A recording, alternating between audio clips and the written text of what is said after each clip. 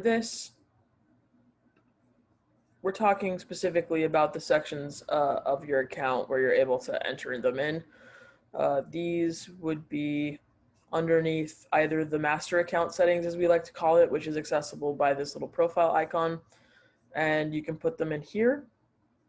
Or you can put them on the artist folder, which is what we call sort of the ability to add artists to these. You would click on the icon for settings, and you would put it into your link settings.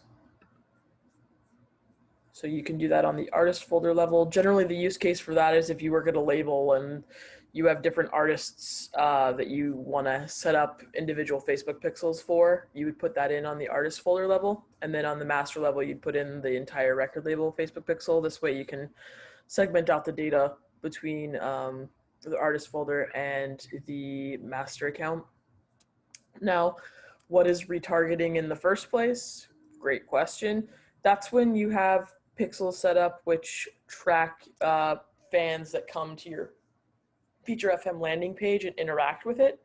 So what that means is if you have a fan that comes to your pre-save and they pre-save a track and click on Spotify, using our platform and the pixel that you have installed for Facebook, you'd be able to go back to Facebook Business Manager, set up a conversion event, which is how you would be able to use that information through Facebook Business Manager and your pixel, and then be able to segment or separate, which is a less eloquent term, the data, which would be, okay, so you have somebody that came and clicked on your Feature FM landing page, pre-saved a track for Spotify. What can you do with that information? You can use that for when the release comes out and market to that person so that they stream the song through Facebook or Instagram ads using your Facebook Business Manager account. There's nothing really to like illustrate what retargeting looks like, which is, I understand, somewhat not as conducive to a solid answer as you'd probably like. But retargeting is sort of the best thing you can do for an artist, especially when they own their data. The idea of creating a pixel and how a pixel works across the internet is another entire discussion. But the easiest way to say it is that it's retargeting is a way for you to collect actionable data using our platform or other platforms if it's outside of music or for different marketing needs, and then be able to use that data collected from them committing some type of action or visiting a website for your own marketing purposes. So generally in this case, for our platform and our users, people use pixels to remarket to their fans on Facebook and Instagram, or through Google Ads to reach fans that have clicked on a specific DSP who have visited their landing pages, anything that we track and that information. So I hope that answers your question at a very high level. The next comment was, I have no information on who gets my links. I don't think that's a question, so we're moving on. What is the best way to use Feature FM for promoting an album release across various social media platforms, i.e. Facebook, Twitter, YouTube, Tumblr? That is a very great question. I would remove Twitter and Tumblr as viable social platforms first. I would insert TikTok in there. I would insert Spotify. Any major DSP platform like Apple Music, Spotify, Pandora, YouTube, any of those are going to be more relevant than Twitter.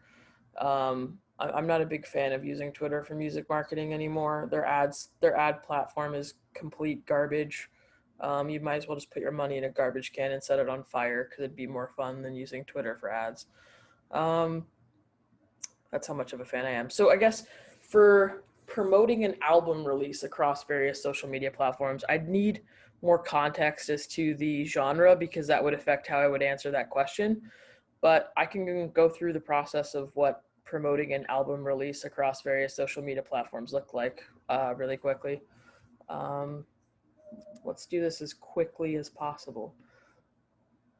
So in terms of an album release, the main thing to identify is sort of the release cycle. Are you going to be releasing singles as part of your plan? Are you doing instant grats? What's the rollout timeline? How long do you have? If it's anything less than 90 days, postpone it. Talk to the manager, talk to the label. You're not going to get any value out of doing something last minute unless you're Kanye West or Beyonce. And if you are, then you shouldn't be having to ask me that question. I always like to say a 90-day cycle is probably best if you have two instant grats, one of those instant grats being a single at the top of the cycle, then leading through to the actual album release. An album to me implies that it's more than 6 songs, so I'm going to guess 6 to 12 songs. If that's the case, I can walk you through a very quick, like 10-minute setup of what it looks like. For me, I like to start with Google Docs. That's just the easiest way. I always start with a marketing plan. I guess we can make a new marketing plan example. I like challenges. So if I'm talking about an album release and the best way to use Feature FM, first thing is going to be creating your Facebook pixel and your Google pixel and putting that on the platform. Our platform is insanely useful for that type of data collection. So I would say set up your Facebook and Google pixels. Make sure those are up. Make sure that they're installed on the platform. So this could be rendered useless if you don't have those installed. Where you do those, I just walked you through really quickly, but we can do it again. So you'd actually put them up on the master account settings, put them up underneath Facebook Pixel and Google Pixel. If you have TikTok as part of your marketing plan, or you want to do a TikTok ad spend, I'd do a Google Tag Manager workaround with JavaScript, which we're going to be doing next Wednesday. That workaround actually would work for any ads platform because you can just set it up through Google Tag Manager. I'd insert that there. I would also make sure that it's in the artist folder underneath the artist settings, and make sure that it's in the link settings right here. For the next step, I would identify what my release cycle was. So if you have an album, I would say keep it 90 days. You'd have 2 singles and come up with a content plan. How you can use Feature FM for that. So if you're going to be releasing an album, you're going to set up a pre-save, right? You're going to set up a pre-save for the album. I'm going by the assumption that if you're releasing an album, you have worldwide rights, so we're not going to go into territory carve-outs. That'll be another webinar in the future. You'll set up a pre-save for the album. Make sure that you have a YouTube video preview as your source. Make sure that you have an email collection in there. You will want to use that for when your album comes out so that you can email people and use it for marketing, or upload it to Facebook and use it there. I would then suggest setting up and making sure that all your social icons are on your landing page. Landing pages are what are the pages that you go to when you create a pre-save. So I would set up a pre-save. I would set up the email collection. I would set up the social icons. I would also make sure that you have all of the stores listed. So when you're setting up a pre-save, set up auto follow for Spotify, and set up post destination for each DSP. So what that means is you'd go to the actual release. You would set it up as a pre-save on our platform. You would select the artist. And what I would do is I would make sure that all of this stuff is filled out so it's nice and pretty. Put in your scan source now. There's no reason that you would do it later. You're going to forget, and then you're going to mess up all your pre-saves. So make sure that you put something in there from the start. Post destination is what I'm talking about here. So somebody pre-saves your song. What are you giving them in exchange for that? I would say give them a merch coupon for exclusive merch. Give them 15 seconds of the first music video single. Give them a redirect to a live stream RSVP link for Zoom. Just do something creative so it's not just pre-saved track and that's the end of it. The life cycle of a fan is long if you do interesting, cool stuff. So make sure that you incorporate that as a part of the album campaign. That's what I would do to further release. I don't really worry about physical or any of these because they're not pre-save or pre-app platforms. I would put in that post destination, and that would be my setting for the pre-save. For the instant grats, so let's say that we have a music video coming out for the first single, right? So for any content beyond a pre-save or a smart link, use a short link.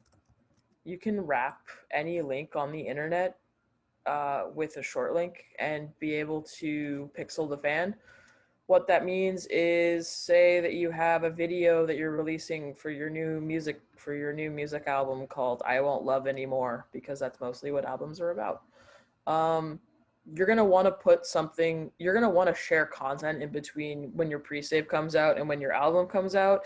Wrap any content that you have, music videos, press articles, playlist editorial, anything like that, into a short link.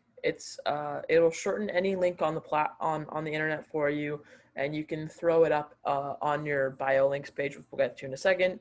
And then that way you're able to pixel the fan and use that for your remarketing data later on. And then you're also able to track traffic all in one place. I like to say that the short link is the stopgap between a pre-save and a smart link. And I always like to advocate for every use of it that you can. So I would say that would be one. Use a short link. I also like to say use channels or activities to track to track pre-save marketing and post-release marketing. What that means is for any links that you create on the platform, hold on a second. For any links that you create on our platform, okay, well that's fun. You're able to add activities. So what those are is, let's say that you have a link like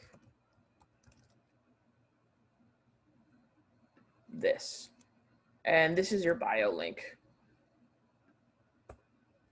So let's say that you have a link that you've created and you want to track traffic from where you've shared it, right? So for a bio link, you're probably going to put it into Instagram bio or TikTok bio. Those are the most realistic places. So for this, to use activities, you'll have a link, and what you'll do is you'll add an exclamation point at the end with the tag that you want it to track. So if it's a bio link and I want to put it up on Instagram or TikTok, I would just put IG bio. And then for TikTok, I would just put TikTok bio. And then this way, when I put it into the bio link and people are clicking on it, I can see sort of where they're coming from. If you want to further segment it out, like if you want to put it as a story link inside of a story for content that you share on Instagram, you can do that. But what this does is it shows you where the traffic is coming from, and you're able to sort of gauge success based off of clicks or previews or whatever metric you want to go by. So I would definitely use that. The bio link that I just showed you is probably the coolest product that we have that I like a whole ton. So I would definitely use this for any marketing needs that you have. It's like fully customizable. I would include this as part of my album campaign. So the next step in my plan would have been to create a bio link and put it up in all of my profiles. So I can do that. Create bio link and customize.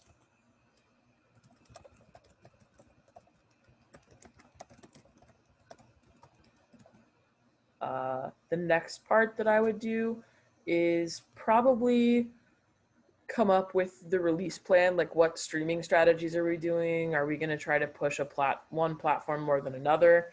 For that, I would definitely recommend our action pages, where you're able to create. Sorry,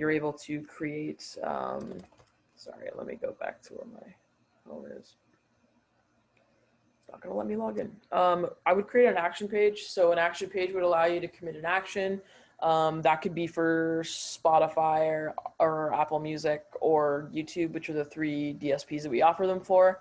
I would create one for each and somehow fit that into my content plan, because an action page is going to allow users to commit an action. It'll also let you put multiple actions in one place for your artist campaign. So I would definitely suggest doing that. Um, and then I would look at my ad budget and see sort of what is my ad breakdown going to be. Are you going to have ads running on Instagram and Facebook? Are you going to have ads running on Google? Are you going to do preview ads? Like, what are you going to do? And then look at the content that you're putting in for those ads. For any ads that you're doing, just keep it simple. If you're going to run ads for different DSPs as part of an ad set, which I like to suggest doing, make sure that when you put the link into the ad, that it's actually a direct link to the platform and not a direct link to a landing page, because you're going to see cutoff there from when people click and have to choose something. You never want to make people choose something. You just want to put the answer in front of them. People are inherently lazy and you won't get good results. So just you could wrap a Spotify playlist that you want to do an ad for on Instagram in a short link, throw it up, you're good. You could also do that for any of the pre-saves that you select. So if you want to do a direct link to Spotify, to your Spotify pre-save through Feature FM, you can. I would just make it as detailed as possible and as easy as possible for the user. Make sure that your copy isn't like, oh, go stream my new album, it's awesome. Like, make it personalized, have a sense of humor, don't be lazy. You're investing money in this and it's also your career. So yeah, I mean, you can always reach out to me or community at Feature FM and we'll get back to you with ideas or help for anything. So I would say create an ad plan. And then I would look at streaming. So I like to really hammer this point home. Editorial support is not marketing. That's not marketing. Getting a major playlist like New Music Friday is fantastic, and kudos to you if you can, but that is not streaming marketing. That is editorial support from people that like to give editorial support to artists they like or labels that they support. If you want to be successful on a streaming service, third-party playlists, algorithmically driven playlists, any of those are going to be the major drivers for your success if you're an indie artist, even if you're a major artist. And for those to get, as the kids say, popping, I would suggest doing like a discography playlist, throwing it up, putting it up on an action page, say save to library, stream on Spotify, and then do something in exchange that's creative, like do a live stream where you like karaoke Madonna songs. Go virtual bowling with your fans. Do something that is going to push the needle. For algorithmically driven playlists, the best things that I can suggest are two. One, release a discography playlist 2 weeks before the new release comes on a Monday, post it up on your socials and promote the crap out of it with some Instagram ads, like a swipe up to listen. Make the content of it like a video. If you're going to do an IG story, make sure that it's 16:9 or 9:16, depending on the format that you're doing. Don't run ads on YouTube to go to Spotify. That's a big hit. That's a big tip that I like to give people, because you're using one DSP to drive to another, which is absolutely dumb. And then if you want to get more algorithmically driven stuff, try to do something on TikTok. There's a huge correlation that I've seen from a lot of the projects that I've worked between TikTok and Spotify. So doing something unique on TikTok to drive to Spotify would be great. What that is, it's not my job to figure out for you. It's your job, but I would suggest doing that. So we'll say create playlist.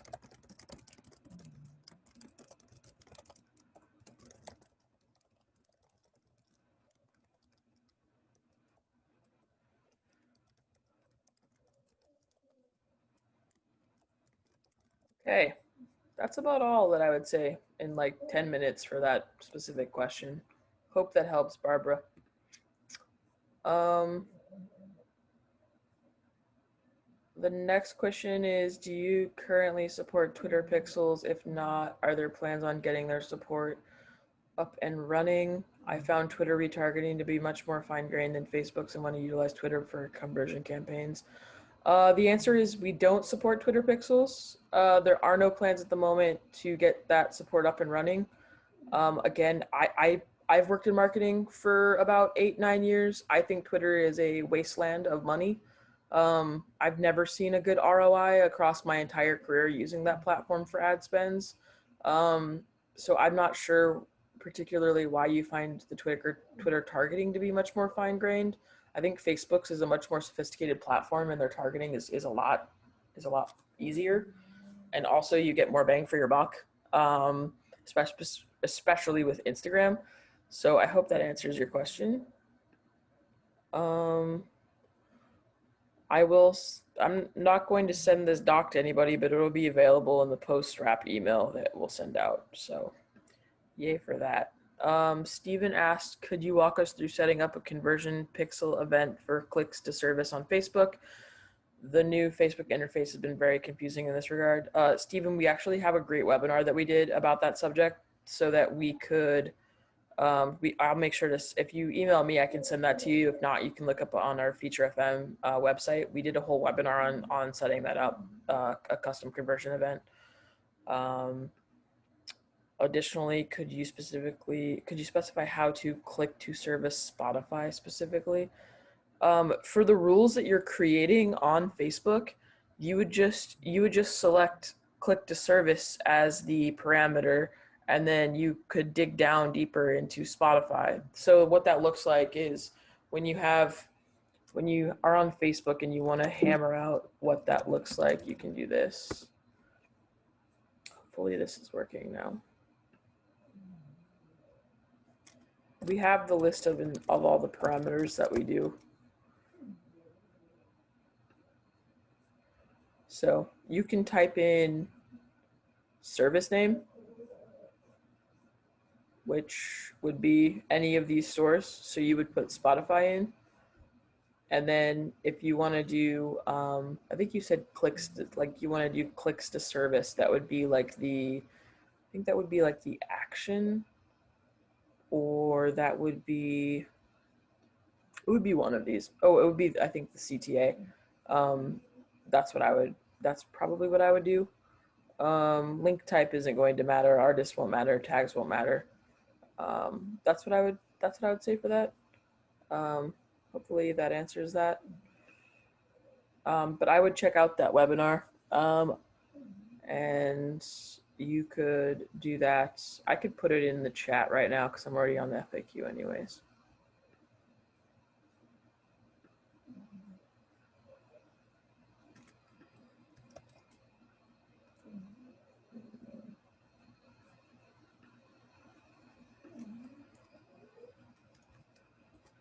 That's the link for the webinar for you. Does anybody else have any questions? No? Question. Oh, there we go. June. Ben, the TikTok seminar is next Wednesday. But I appreciate the enthusiasm.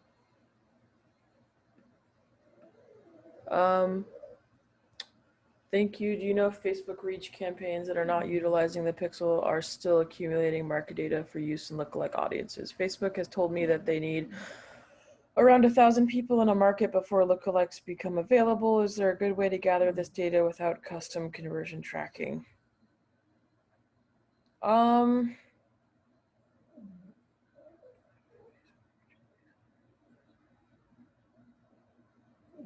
If you're not using a pixel or custom conversion events, you're not accumulating market data for use in a lookalike audience. So that answers the first question.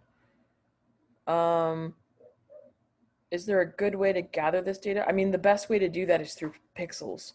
If you want to do a lookalike audience, I mean, it really depends what you want to do. That's a hard question to answer without more context. If there's a good way to gather that data, I think the best way to do that is through custom conversion tracking. I think that our platform is probably one of the best ones. You could also do it for other, like, you could do it through Google Analytics if you want to pixel people that come visit your artist website. But the best way to accumulate that type of data, even for lookalike audiences, is either to have access to pages where you have access to data that's similar to the band that you have, which isn't always the case, or by running campaigns that are like the one that you want to add. So like want to reach fans of like Taylor Swift for country artists, or people who like to go to Bonnaroo. I don't know what the use is, but that's generally the best way that I've built up lookalike audiences. Or email lists. If you have an email list that you can upload and index. That's a great way.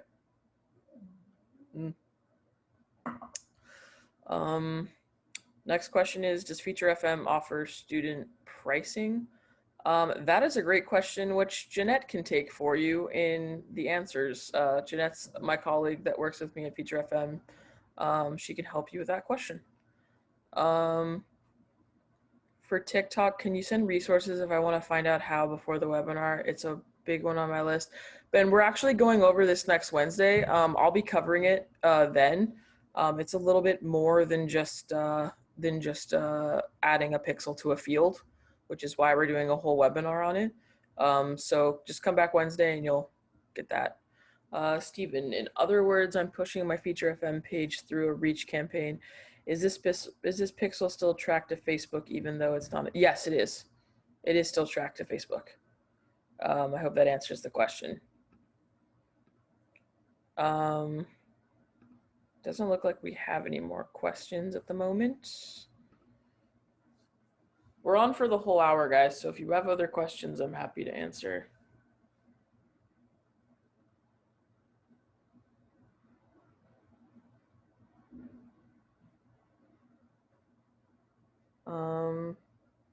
Anybody else?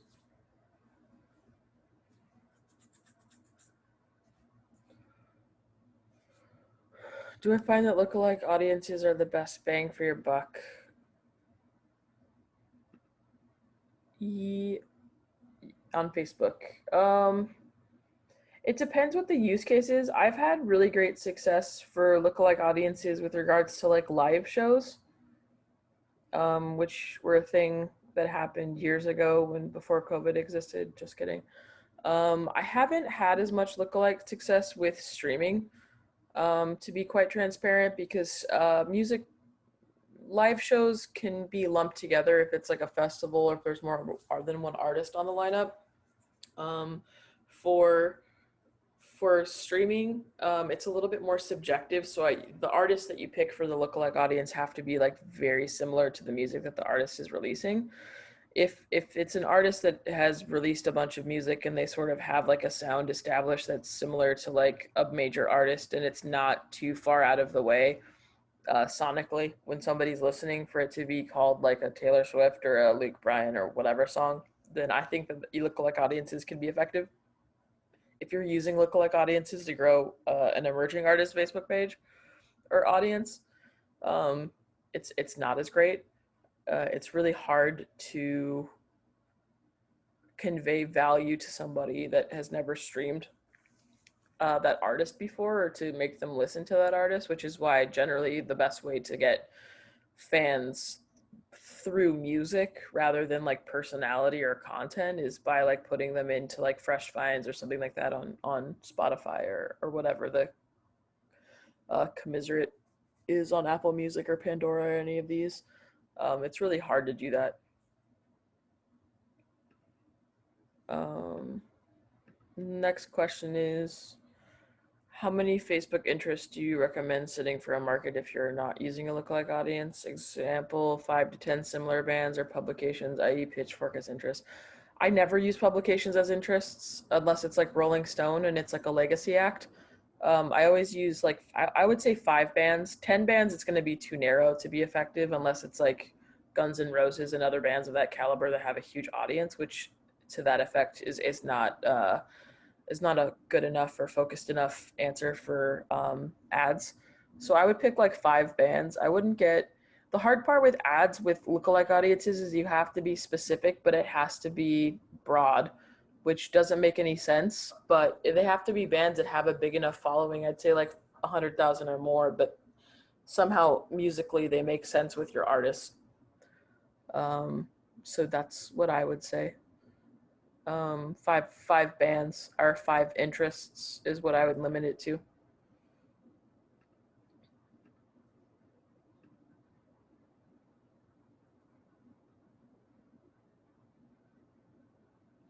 Ben is asking, or said, I'm struggling with pre-save campaigns. Do you have any targeting tips for it? And do you narrow your audience when inputting bands to your targeting or lump them together? Ben, what platforms are you looking at marketing for the pre-save campaign? that's gonna affect the answer a bit for targeting Facebook. Um,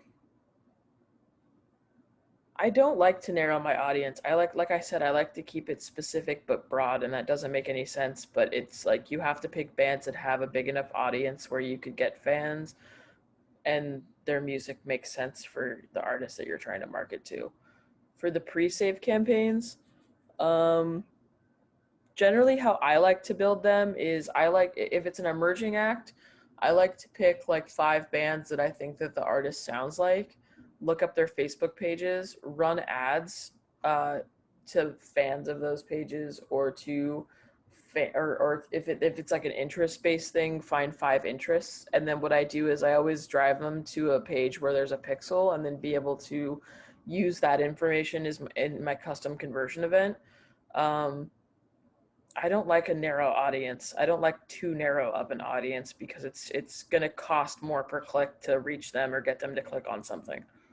I think the biggest struggle with pre-save campaigns is most people just use like static images of like the artwork or the artist, or they do like really boring videos that just play like a 30-second clip of the song, and they think that that's going to sell somebody on the music, but it's not. So I would say put more effort into your content.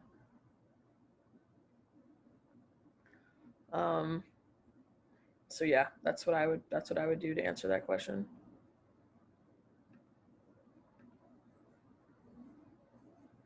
To get in touch with Jeanette, if you, I can show you. There's a little icon right here that's pink that has a chatterbox on it. You can email that, or you can email community at Feature FM. Jeanette is popular today. She should be. She's awesome. How do I set up retargeting audiences? Uh, how do I set up retargeting audiences? Marley, you would, to start with that, you would set up a pixel on Facebook or Google, and then you would insert that into these fields on Feature FM. I can show you really fast.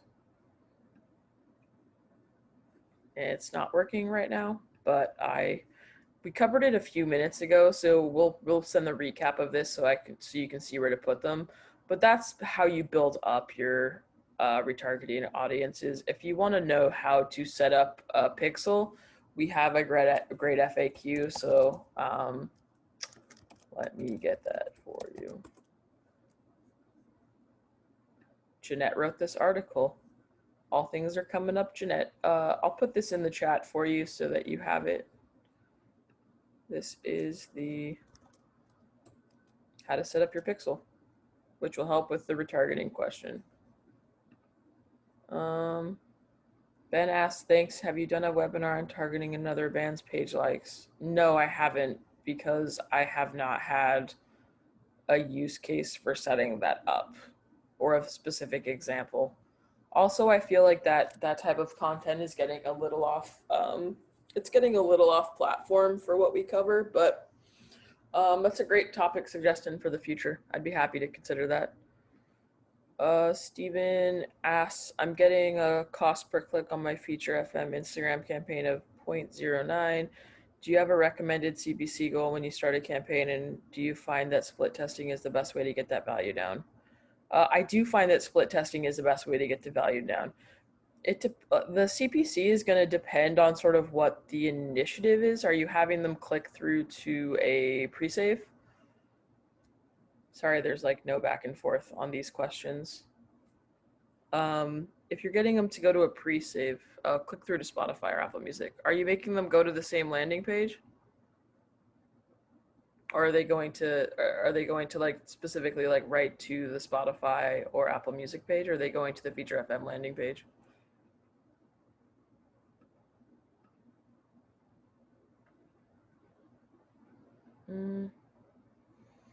Yeah, so I would, to get that click down, I would definitely suggest don't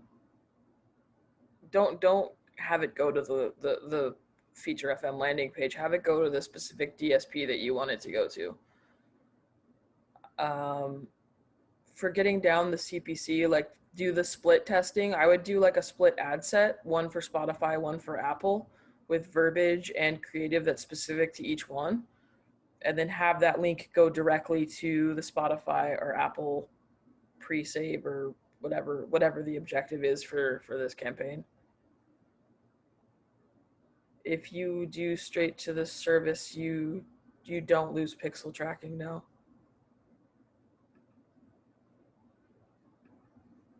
Nope, you don't. The premise of our entire short link product is that you can have somebody go directly to a destination and still pixel them, so you're good.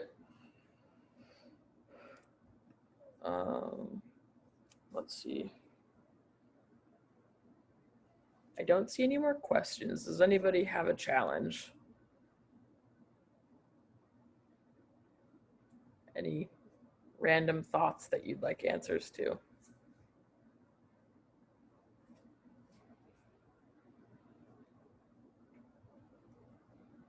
Challenge, do you subscribe to Trigger Cities? I don't even know what Trigger Cities theory is.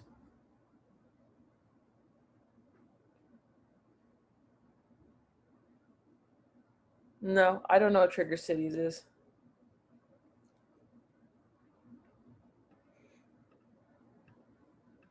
You also have direct to service for addressing the pixel issue discussed.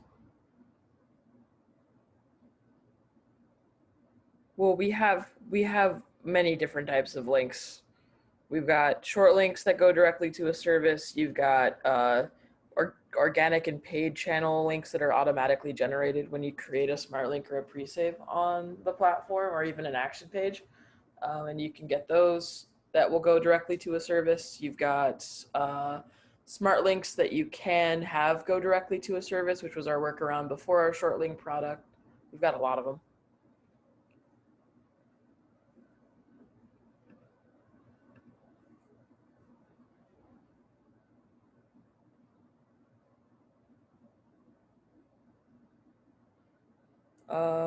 Brother H963, for a CD baby artist, they would prefer you use shot.co links. Oh, show.co. Yeah, that's because they own it. Right on for them. I've used every platform out there, and I think that there are nuances of like ToneDen or other competitors that have great feature sets. But I think in terms of like marketing and specifically advertising and retargeting, I think we've got a pretty sophisticated product. So I would suggest using that. And obviously you're at a Feature FM webinar, so I'm going to suggest that you use our products. Chartmetric. Oh, okay. So Chartmetric has talked about a theory that since Spotify wants to expand into emerging market, that a huge focus should be placed there to end up triggering the algorithm in home markets. Yeah, that is absolute. I wish I could say, I wish that we could curse on these, but I can't. I would say that's absolute malarkey. I mean, the best and easiest ways to break on Spotify is either to get editorial supported, to have a lot of money or free advertising spend from your distribution company and your record label. If you want to trigger the algorithm, it's really not that hard. It's about releasing music. It's about doing posts. It's about like pushing that needle, and that will give you more bang for your buck than doing like a Spotify ad studio ad set or anything like that. I mean, it's not that hard to put up an Instagram story on your artist Instagram profile, link over to Spotify, and then like run a $50 ad campaign behind it. You'll get more bang out of that for marketing than you would by a Trigger Cities theory or whatever that fancy wording was. Somebody said, I don't know if someone has already asked this, but how does one drive the Spotify artist followers off of ads from FB or Instagram? Matt, you just asked like the essential question of marketing today. So congratulations for that. I mean, there's so many different ways of driving Spotify artist followers. I don't think that followers on Spotify is, I don't think following an artist on Spotify is the most important metric as a marketer. The most important metric to me is having having the fans save the song to their library. Ideally, when you're looking at any type of editorial support or anything like that, the main way that you want people to consume your artist's music or anybody's music is by having the music saved to their library. And when you look at on Spotify for artists, that you see that like 80% of your catalog is driving the streams because it's saved to the user's library. That to me is the most important metric. How do you get somebody to save a song? You got to have creative content. The music's got to be good. The advertising that you're doing has to be humorous or have something that's going to make people want to save your music. Um, I mean, that's really the ultimate question today. Like, how do you get a fan to like add music? I don't subscribe to the traditional, I guess at traditional at this point, because it's been more than 10 years, philosophy that like you have to have a ton of followers or a ton of followers on Spotify. I've seen artists that have millions of plays that have like 1,000 people following them on Spotify. It is not about followers on Spotify or Apple Music or Pandora. It's about the amount of people that are listening to your music and that have it saved to a library or saved to a playlist or anything like that. And there is no correlation between the amount of Spotify followers that you have and the monthly listeners that you have. One doesn't drive the other normally. They can be parallel to each other, but they don't drive each other. So I hope that answers your question. Brother H963, you got a great name. Is there any way to go around this and use Feature FM short links? There is. You could sign up for an account with us and you can use our short link product. You can check out most of our plans on our pricing page for information on that and how to sign up. I can't recommend us highly enough. I think it's very affordable compared to a lot of other platforms. And if you purchase the yearly package up front, it's insanely affordable. You'll spend more money on advertising for one single than you would on a Feature FM artist membership. To get a copy of this webinar later and our previous webinars, where do we email you to do that? You already did, Ben. You showed up. You got the email. We'll email it back to everybody that is like on the platform or has an account or has attended this. So I got you covered, buddy. Steven, so you think pushing saves to collections and playlists are more important than followers? Do followers only serve to trigger release radar? Followers don't serve to trigger release radar. Release radar is triggered by a few different factors, but highly what the person listened to within the last like 30 days or 14 days or 7 days before that release radar is made. That's where the most, and also what you have saved to your library is a big driving force for that. So that's why I say like pushing saves to playlists, pushing just saves to library if it's a good album or a good single. Those would be the big things that I would suggest doing to trigger release radar. Also, like not even that, but like the main playlists that people consume are ones that are just sort of passive, right? So if you're looking at the Spotify product, when you go into playlists and you see what they're listening to or what they're doing, it's a lot of like the daily mixes. The daily mix or release radar, any of that stuff is generated by what you've been listening to. Artists that sound like that, artists that have new singles out or whatever, like that kind of thing. Discover Weekly. I have read that Discover Weekly primarily cares about passing a 20,000 stream count. Do you know if any more important factors focus on other than hard play counts for triggering Discover Weekly? Saving is the most. I have friends that work at Spotify that work on the product side. The most important thing for their algorithm is saving to the library. Followers, I hate to say this, but followers really don't mean anything on Spotify.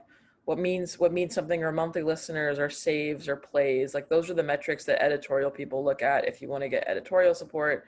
For Discover Weekly, I've had songs that don't have 20,000 streams go into Discover Weekly, so that I don't really think that makes sense. But not saying that it's discredited. It's just I've not heard that. The most important factors that I've ever heard are saving the song to the library, and also like what percentage.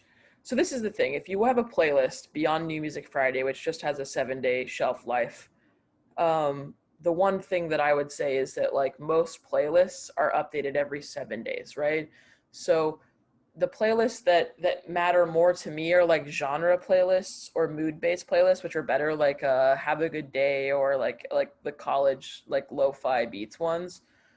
Some of those songs have been in there for like a year. the reason those songs stay in there so long is because they perform so well. And performance is like not having the song skipped, having it saved to library, having it played, which the play one is generally affected by where the song is in the playlist, which can't be argued. But for someone to save it to their library from a playlist, that's probably like the best metric possible. So that's what I would say. Also, whoever told you that it was 20,000 stream count is probably smoking a lot of weed. So good for them. I think that's about it for the time. I've never had this many questions before. This is awesome. One last question. Do you have a theory about what percentage of listeners to save could trigger DW? I don't work in theories. I work in like numbers. I would say if you got, I mean, this is the thing. We've had people that have followed like all of our webinars, and we did like a whole series on marketing and how to set it up, and they've gotten a crap ton of pre-saves for their releases and like all the ads and stuff like that. We sort of walk you through the entire process. And like for triggering Discover Weekly, like, I mean, I don't work on percentages, but I would like to say that if you got like 500, I mean, like the best number of pre-saves that I can say is like if you could get at least like 500, that's a good number. That's generally a good starting point, because that sort of has like a ripple effect, right? Like if you have like 500 people saving it to their library, they listen on average to like 20 artists every 30 days. You can do the math.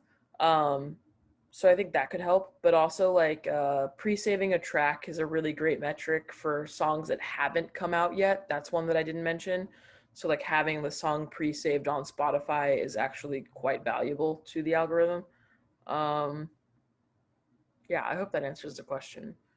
Someone asked if the video will be saved. It is being recorded right now. You'll get to listen to this lovely presentation afterwards. So we'll be sending this out in a recap email. Oh, Steven, thank you for calling me amazing. That never gets old. Ben, you said, do you split your ad sets by country when targeting for streams or pre-save? Yes, I do. I split it by countries. So just with like experience in the industry, generally I know which, depending on the territory, which places I want to reach out to for segmenting for ad sets. So like I will generally, for most North American, South American companies or countries, sit with Apple Music and Spotify. Everywhere else, ex-US, especially within the Asian markets or the Middle East or Africa, I segment it out as well. For those areas, sometimes you don't have to necessarily split it by country. You can do it by region. Obviously with different nuances for some, like India is a much different market than Thailand or China or Japan or Korea, South Korea. So I would gauge it by that, but that's how I like to do it. There's no reason for you to do all of your marketing the same across the board. If you put a little bit of effort into it, you'll see a much better result with your ad spend if you customize the content for the DSP and even for the country. Like it's not that hard to do an ad for a South American country and translate it via Spanish, or even if you're going to do Brazil, like Portuguese, and have it reach a great number of people. Like it's not that hard. You can pay somebody like $5 to do it on one of the language translation sites. You just got to get creative. Yeah, so I think we're out of time for today. Thank you all for asking really good questions. It's awesome that there's so many people that are interested in all these weird little nooks and crannies of the music industry. We'll be back next Wednesday with a TikTok. So Ben, I know you were asking about that. And we'll be answering questions, and we'll be telling you how you can set up a TikTok pixel. So yeah, that's about it. But thank you so much for coming, and we'll send this as a recap tomorrow. So just look for that in your email if you want to share it with anybody, or you want to watch it again, or you just want to hear my voice. That's wonderful. Yeah, thank you everybody. I hope you have a good day.